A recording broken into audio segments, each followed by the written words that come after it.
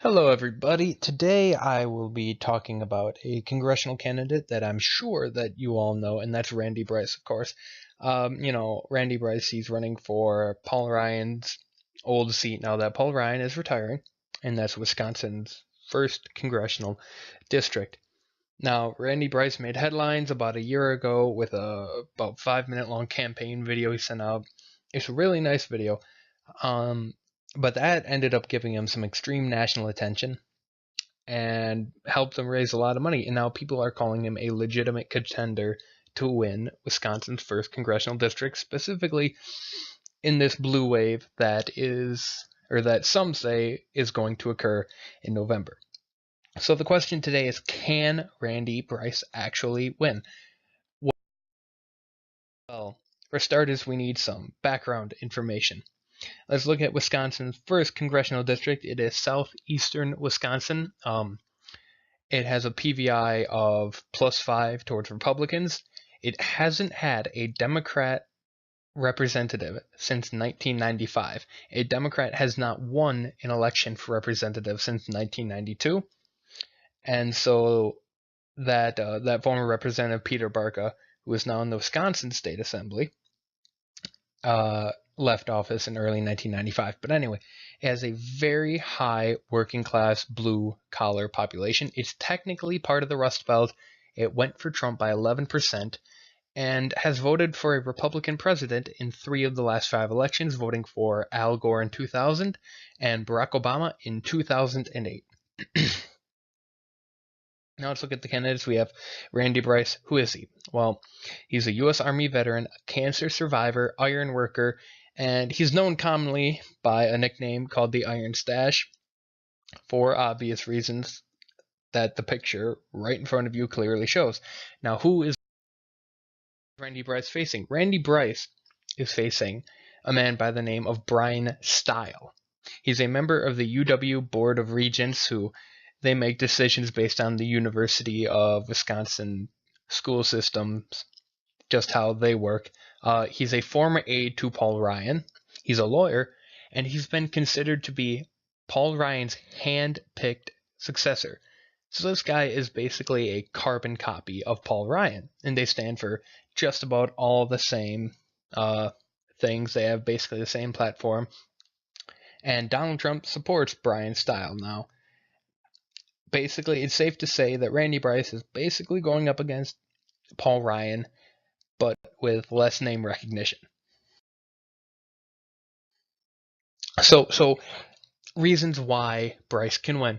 Bryce is very pro-union, and in a place like Wisconsin's first congressional district that has a very high blue-collar population, a lot of iron workers down there, being pro-union is a must. Now, he also has a very large financial backing. He's raised almost $2 million, I believe, so far, and we're about to see a lot more of that coming in. He has endorsements from Bernie Sanders, the Working Families Party, numerous other representatives. A lot of political organizations are getting behind him, and they're throwing their money in for him. Another reason why he can win is Paul Ryan's low approval rating. His average approval is around 30% right now, with some polls having him down below 20%. And he's just not fairly well liked in Wisconsin, in the US, and specifically in the first congressional district. He's considered by some to be a political outsider. He has never held political office before. And in this day and age, being a political outsider is almost a must. And then one of the bigger reasons why he might be able to win is the so-called blue wave that may or may not happen. So far, it looks like there is some sort of shift towards Democrats coming up. So if Randy Bryce can ride that, he might be able to win. Now, reasons why he can't win. Randy Bryce has been arrested 9 times. Yes, 9 times. Only 2 of those have occurred within the last 10 years, and both were for protesting outside of Paul Ryan's office and Senator Ron Johnson's office. Now, before that, he had been arrested for a DUI, or it was in Michigan, so they call it an OUI. He was arrested for failure to show up to court. He was arrested for he was caught with marijuana before. And so he's been arrested 9 times, and a lot of people see that as a lack of judgment and character on Bryce's part. Now, despite some people calling Bryce a political outsider, this is his 4th run for office. Randy Bryce has run for state assembly and lost in the primary. He ran for Wisconsin State Senate in 2012, I believe, and he lost that as well. He's run for school board in his hometown, and he lost that as well. So this is his 4th time. He's lost 3 times. Maybe this one can be his final win. Another reason, he had a very nasty primary with a lot of name calling, a lot of aggression between him and Kathy Myers, the woman he was running against. Now, both of them tried to portray themselves as a true progressive, but Bryce, of course, had the backing of Bernie Sanders, which is a must, and Our Revolution, another must for progressives. But Kathy Myers was largely a lot more grassroots funded. Now, Randy Bryce has taken about $250,000 in money from committees and PACs, and that's where outside money comes into play. That amount of money shows that he might not be too different than the establishment. Because remember, one of the biggest points in Bernie Sanders' 2016 campaign was to do away with large donations from committees and from PACs, and it doesn't seem like Bryce is exactly on board with that. Another reason why he might not be able to win is, could he be too progressive for the area? Now, despite what some of the more progressive Democrats think, progressive socialism isn't exactly favored everywhere in the United States. Now, Connor Lamb, who won in Pennsylvania, and Danny O'Connor, who almost won in Ohio, both had districts similar to Randy Bryce's district. And Connor Lamb and Danny O'Connor were not progressive at all. They were very moderate candidates, so that helped them in their own districts, because a lot of their district had to do with high blue-collar workers, a large amount of union population. And that's what Bryce is facing too.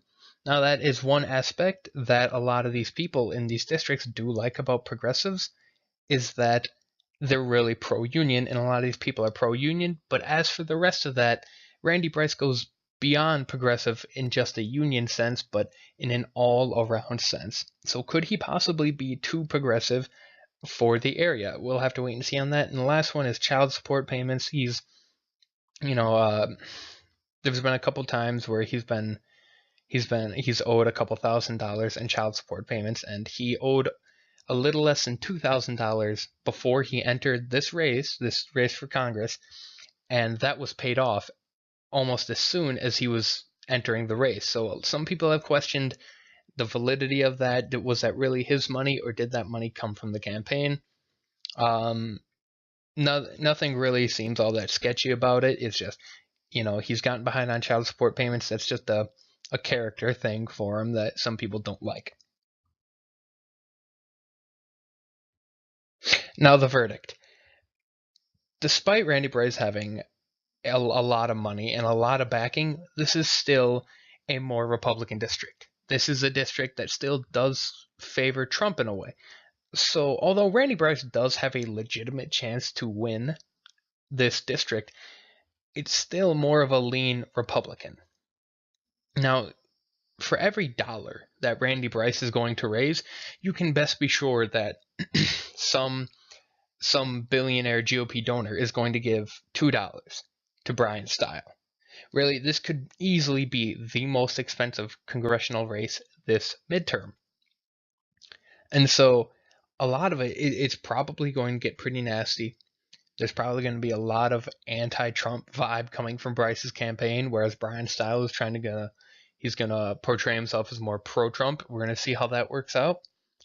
So far in Wisconsin, things have been looking a little more blue. They've flipped 2 state Senate seats. They won a state on their Supreme Court. All 3 were held by Republicans before, but all 3 went Democratic. So could this be a turning point?